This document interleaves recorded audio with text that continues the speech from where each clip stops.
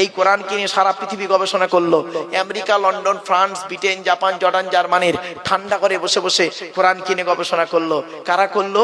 হ্যামফ্রে Davy, Michael Faraday, Einstein, Isaac Newton, doctor Maurice Bucaille, mister Cook, mister Jabiri, mister Campbell, Raja Rammohan Roy, Ishwarchandra Vidyasagar, Rabindranath Thakur, Acharya Jagadish Chandra Basu, Francis Drake, Williams Keith Moore, Williams Harvey, Thomas, George Bernard, এরা কোরআন কিনে গবেষণা করলো। আর আমরা কিছু মৌলবি, সকলে নয়, ভুল হবে বলা, আমরা কিছু মৌলবি কি করলাম? এই কোরআনটাকে নিয়ে তেল পড়া, পানি পড়া, ওয়াজ করা, খতম পড়া, তাবিজ মড়া, ঘর বন্ধ করা, আর নিজেদের মধ্যে মারামারি করা। কিরকম মারামারি? গোল টুপি, লম্বা টুপি, চেরা জামা, ফাড়া জামা, তবলিগ, ফুরফুরা, বেরেলি, ওয়াহাবি, জামাত ইসলামী, আহলে হাদিস, বুকে হাত বাঁধা, নাভির নিচে হাত বাঁধা, জোরে আমিন বলা, আস্তে আমিন বলা, 20 রাকাত তারাবি, 8 রাকাত তারাবি, 1 রাকাত বেতের, 3 রাকাত বেতের, কিয়াম করা না করা, মোনাজাত করা না করা, জানাজার পরে দোয়া করা না করা। এ ওর বলে কাফের, ওর বলে কাফের। ঠিক না ঠিক? আমার বাপেরা, অনুরোধ করে বলে যাচ্ছি, এইগুলো থেকে একটু সরে এসে আল্লাহর কোরআন মোতাবেক, রাসূলুল্লাহ সুন্নাহ মোতাবেক একটু জীবনযাপন করি চলুন। ওই সমস্যাযুক্ত জিনিসে থেকে একটু এড়িয়ে থাকবেন। এজন্য আপনি আমার বক্তব্যতে আপনি কোনোদিন পাবেন না। আমি এখানে বসে বসে বলছিলাম যে আমি এই বিতর্কিত আলোচনাগুলো কেন রাখি না স্টেজে, জানেন কেন রাখি না? আমি কি রাখতে পারি না? সব পারি গো বাপ, আল্লাহ আমার ক্ষমতা দিয়েছে, কিন্তু আমি রাখি না। কেন জানেন? সামান্য টুপি নিয়ে মারামারি করে কি করব? আরে ইসলামে আছে মাথায় কিছু দিয়ে নামাজ পড়। আমরা কি করলাম? ইসলাম বলছে দেখ না ও মাথায় কিছু দিয়েছে কিনা দেখতো। আমরা দেখলাম কি দিয়ে নামাজ পড়ছে, সেইটার উপরে ফতোয়া মারলাম। ও টুপিটা গোল, লম্বা, উঁচু, 5 কলি, রুমাল হয়ে গেল। ইসলাম বলছে 70 ঢাকা ফরজ, কোরআন বলছে 70 ঢাকা কি? বলুন না, কথা বলুন। 70 ঢাকা লজ্জাস্থান ঢাকা কি? ফরজ। ইসলাম বলছে 70টা ঢেকেছে কিনা দেখতো, ও লজ্জাস্থান দেখা যাচ্ছে কি দেখ, ঢেকেছে কি দেখ। আমরা কি করলাম জানেন? কি দিয়ে ঢেকেছে তার উপরে ফতোয়া মারলাম। ও লুঙ্গি পরে নামাজ পড়ছে, ওর নামাজ কবুল হয়ে গেছে। ও পায়জামা পরে নামাজ পড়ছে, ওর নামাজ জান্নাতে ঢুকে গেছে। আর ও প্যান্ট পরে নামাজ পড়েছে, ও কাফের, বেঈমান, মুশরিক হয়ে গেছে। ব্যাস, হয়ে গেল। এই তো হয়েছে আমাদের অবস্থা। এজন্য আপনাদের আমি অনুরোধ করে বলে যাচ্ছি, চেষ্টা করুন আল্লাহর কোরআন, নবীর সুন্নাহ মোতাবেক, হাদিস মোতাবেক কথাগুলো আলোচনা করতে, শুনতে, বুঝতে, আমল করতে যেন আল্লাহ তৌফিক দান করে। বলুন আল্লাহুম্মা আমিন। এবার আসছি, আল্লাহ বলছেন তো দেহের মধ্যে 3টে জিনিস আলাদা। 1 নাম্বার কি? ব্লাড গ্রুপ আলাদা। 2 নাম্বার কি? শুনে নিন, চোখের রেটিনাটা আলাদা। চোখের রেটিনা এটা আলাদা, এক নাই কারো, কোরআনে দলিল। 3 নাম্বার হলো ফিঙ্গারপ্রিন্ট। আধার কার্ড করার সময় ফিঙ্গারপ্রিন্ট দিয়েছিলেন, এই ফিঙ্গারপ্রিন্ট আলাদা কোরআনে আছে। আয়াহসাবুল ইনসানু আল্লাহ নাজমা ইযআমা বালা কাদিরিনা আলা আন নুসাউবিয়া বানানা। সূরা কিয়ামার মধ্যে আল্লাহ বলছেন, মানুষ কি মনে করেছে আমরা মরে গেলে, পচে গেলে হাড় হয়ে যাব, পুড়ে ছাই হয়ে যাব, কিয়ামতের মাঠে আল্লাহ তুলতে পারবে না? এই পৃথিবীতে যেমন ওদের বুড়া আঙুলের ছাপ যেমন কারোর সঙ্গে যেমন কারোর কোনো মিল নেই, কিয়ামতের মাঠে কারোর সঙ্গে কারোর কোনো মিল পাবে না। জোরে বলুন সুবহানাল্লাহ। এই কোরআন কি নিয়ে গবেষণা করলো সারা বিশ্ব, আর আমরা সেই কোরআন থেকে পিছিয়ে পড়ে রইলাম। চলো আরো দুটো এগিয়ে যাচ্ছি। তাই আল্লাহ রাব্বুল আলামিন বলছেন, হে আব্দুল্লাহ কিল মারুফ, তুই এই উত্তর 24 পরগনার লোকেদের আমার কোরআনের বাণী কতটা শোনাবি, আমার নিয়ামতের কথা কি শোনাবি রে ওদের? তুই শেষ করতে পারবি? কোরআন বলছে, ওয়ালাউ আন্নামা ফিল আরদি মিন শাজারাতিন আকলামু ওয়াল বাহরু ইয়ামুদ্দুহু মিন বা'দিহি সাবআতু আবহুরিম মা নাফিদাত কালিমাতুল্লাহ। 21 নম্বর পারার 12 নম্বর পৃষ্ঠা 13 নম্বর লাইন, সূরার নাম সূরা লোকমানের মধ্যে আল্লাহ পাক জানিয়ে দিলেন, পৃথিবীর সমস্ত বৃক্ষগুলোকে যদি কলম বানাস, সমুদ্রের পানি নিয়ে যদি কালি তৈরি করিস, আমার গুণগান যদি লিখতে শুরু করিস, লিখেও শেষ করতে পারবি না। অন্য আয়াতে আল্লাহ বললেন, ওয়া ইন তাউদ্দু নি'মাতাল্লাহি লা তুহসুহা। আল্লাহ পাক বললেন পৃথিবীর নিয়ামত গুলোকে যদি তোরা গণনা করতে শুরু করিস গুনেও শেষ করতে পারবি না। এজন্য আমার বাপেরা, এই পৃথিবীর নিয়ামতের ভিতর থেকে একটা শ্রেষ্ঠ নিয়ামত হলো আল্লাহ রসুলকে পাঠানো, আর আরেকটা নিয়ামত হলো কি রসুলের উপরে কোরআন নাযিল করা। জোরে বলো। সেই কোরআন আমার সামনে রয়েছে।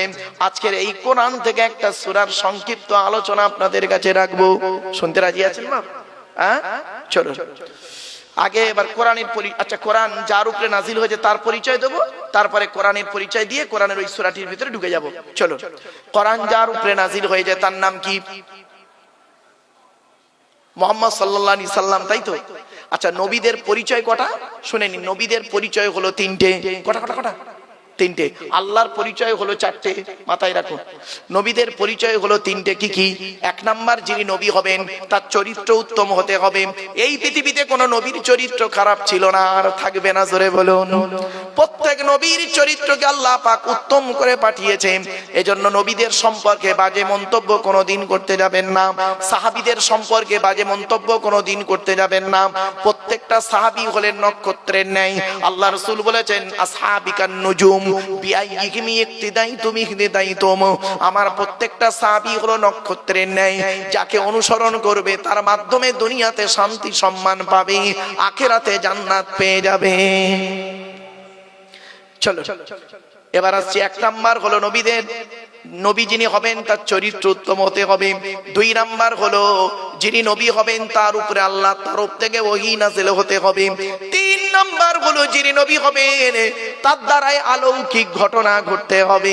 একটা হোক বা 50টা হোক, পৃথিবীতে যত নবী এসেছেন প্রত্যেক নবীর মাধ্যমে আল্লাহ পাক 1 থেকে 50টার ভিতরে মুজিজা দিয়েছেন। আমার নবী বিশ্ব নবী কুল কায়নাতের রাসূল রাহমাতুল লিল আলামিন মুহাম্মদ সাল্লাল্লাহু আলাইহি ওয়াসাল্লামের মাধ্যমে আল্লাহ পাক পৃথিবীতে 1000-এরও বেশি মুজিজা দিয়েছেন। সর্বশ্রেষ্ঠ হলো এই কোরআনুল কারীম নাযিল করা। কি ভাবলেন আপনি? কোরআন কি যাতা ভাবলেন? 1000-এরও বেশি মুজিজা, তার মধ্যে একটা বলবো। আমি বলবো, কি বলুন? এই দেখেন, একটা ছোট্ট মুজিজা বলছি, মানে সংক্ষিপ্ত সময়ের মধ্যে। মুজিজা ছোট নয়, মানে ঘটনাটা ছোট্ট করে বলছি বোঝার জন্য। আল্লাহ রাসূল একদিন দাঁড়িয়ে আছেন, সঙ্গে কিছু সাহাবী রয়েছেন। আল্লাহর নবী দাঁড়িয়ে আছেন, সঙ্গে কিছু সাহাবী আছেন। একটা মৌমাছির দল উড়ে উড়ে যাচ্ছে। আল্লাহর নবী মৌমাছিদের দিকে লক্ষ্য করে বললেন, হে মৌমাছির দলেরা দাঁড়িয়ে যাও। সঙ্গে সঙ্গে মৌমাছির দলটা দাঁড়িয়ে গেলেন। যেই দাঁড়িয়ে গেল, আল্লাহ রাসূল বললেন, আমি তোমাদেরকে একটা প্রশ্ন করব, উত্তরটা আমাকে দিয়ে যাও। আল্লাহর নবী বললেন, ওরে মৌমাছির দল, পৃথিবীর জমিনে 1000 রকমের ফুল আর ফল থেকে খাবার সংগ্রহ করো।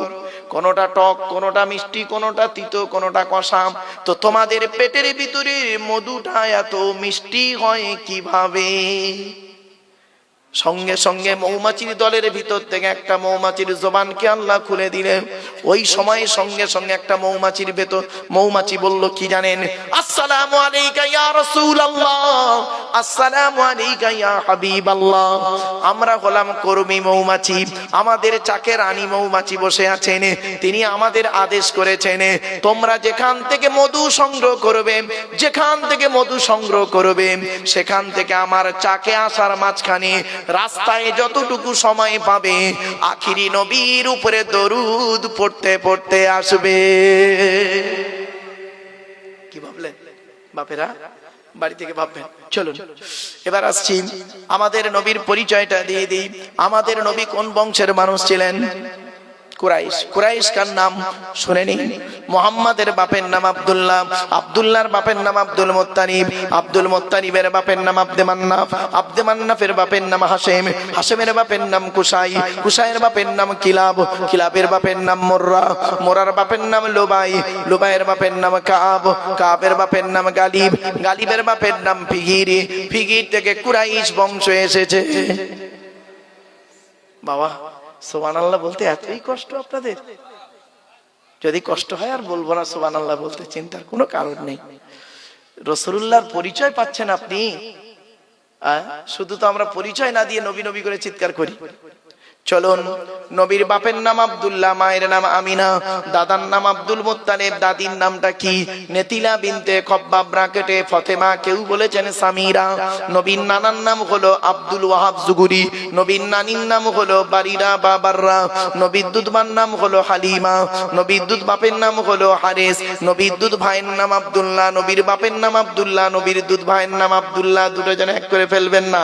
নবীর জন্ম 570 খ্রিস্টাব্দে। ইংরেজি কি মাস ছিল? 29শে আগস্ট। আরবি মাস ছিল রবিউল আউয়াল মাস, 12 তারিখ, মতান্তরে 9 তারিখ, সোমবার শবে সাদেকের সময় আরবের মক্কা নগরী কুরাইশ বংশে নবীর জন্ম। নবীর বাপেরা হলো 10 ভাই, নবীর মায়েরা হলো 19 বোন। নবীর 9টা চাচা, 18টা খালা, 6টা ফুফু, 7টা ছেলে মেয়ে। নবীর 9টা চাচার নাম কি? বড় চাচার নাম হারিস, জুবাইর, মুকাইম, ফাইদাক, জাইদাক, আবুল আগাব, হামজা, আব্বাস, আবু তালেব।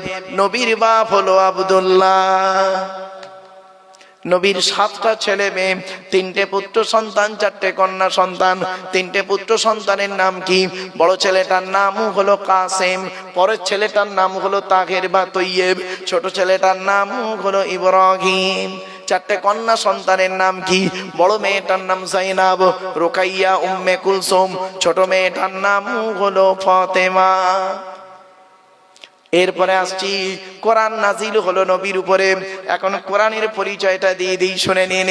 এ কোরআন আল্লাহর তরফ থেকে জিবরাইলের মাধ্যমে হযরত মুহাম্মদ সাল্লাল্লাহু আলাইহি ওয়াসাল্লামের উপরে আরবের মক্কা নগরের নিকটবর্তী একটি গুহা, গুহাটির নাম হলো হেরা। হেরা নামক গুহাতে 610 খ্রিস্টাব্দে, কত কত কত 610 খ্রিস্টাব্দে 1 ফেব্রুয়ারি সোমবার। এগুলো মনে রাখবেন। আজকে তারিখটা কত আছে বাবা? 23শে ডিসেম্বর 2025 সাল, তাই তো নাকি? কি বার ছিল আজকে? মঙ্গলবার। আর কোরআন এসছে কবে? 610 সালে। 610 সালে 1 ফেব্রুয়ারি সোমবার। বাড়ি থেকে দুটো সাল লিখবেন, উপরে লিখবেন 23/12/2025 সাল, আর নিচেই লিখবেন 2/1/610 সাল। মাইনাস প্লাস করবে, করলেই পেয়ে যাবে কতদিন আগে এই কোরআন নাজিল হয়েছে। 610 খ্রিস্টাব্দে 1 ফেব্রুয়ারি সোমবার কোরআনের প্রথম আয়াত নাজিল হলো, ইকরা, রিড, পড়ো পড়ো পড়ো। আর আমাদের প্রথম বাক্য এখন কি জানেন? রাগ করবেন না কেউ। গেল গেল গেল, পেট শান্তি, দুনিয়া শান্তি। এই কোরআনে আছে 82 জায়গায় নামাজের কথা বিভিন্ন অ্যাঙ্গেলে, আর 92 জায়গায় আছে লেখাপড়ার কথা। আমরা লেখাপড়ায় পিছিয়ে আছি। রাগ করবেন না, খারাপ সেন্স নেবেন না কিন্তু। চলুন, এখানে অনেক মানুষ আছে দেখবেন, একদম বাস্তব বলছি, আমার মা বোন না কেউ রেগে যাবেন না দয়া করে। অনেক বাড়িতে গিয়ে দেখবেন সানসেট গুলোতে বিশাল বড় বড় কেতাব কেনা আছে, ছেলে আমার আলেম হবে, মাস্টার, ডাক্তার, ইঞ্জিনিয়ার, প্রফেসর হবে। আর অনেক বাড়িতে গিয়ে দেখবেন সানসেট গুলোতে বিশাল বড় বড় তরকারির হাঁড়ি আছে, মাল বগরাই দিয়ে বেরোবে। বাবা, হাঁড়ি দিয়ে ঘর ভর্তি না করে কিতাব দিয়ে ঘর ভর্তি করুন। ছেলেকে ধনী না বানিয়ে জ্ঞানী বানিয়ে যান, ছেলেকে ধনী না বানিয়ে জ্ঞানী বানিয়ে যান। অনুরোধ করে বলে যাচ্ছি, শতমূর্খ লয়ে আমি স্বর্গে নাহি যাব, দ্বাদশ পণ্ডিত নিয়ে পাতালেই রব। 100 জন মূর্খ মানুষকে নিয়ে স্বর্গে গিয়ে কোনো লাভ নেই, 12 জন শিক্ষিত লোককে নিয়ে নরকে থাকা অনেক ভালো। মূর্খ বন্ধুর থেকে শিক্ষিত শত্রু ভালো।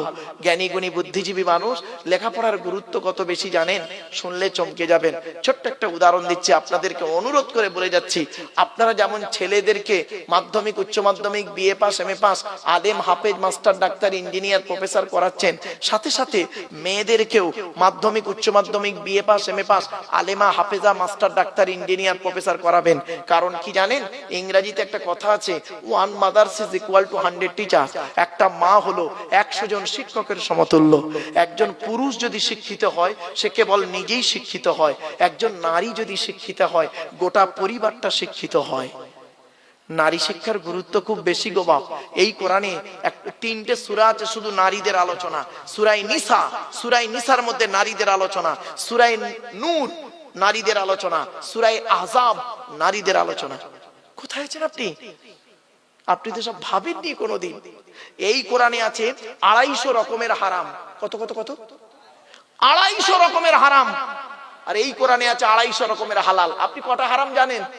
ওই সুদ খাওয়া, মদ খাওয়া, ঘুষ খাওয়া, বিয়ের পণ নেওয়া, নারী নির্যাতন করা, জমির আল চুরি করা, হুক মেরে কারেন্ট নেওয়া, জানে না?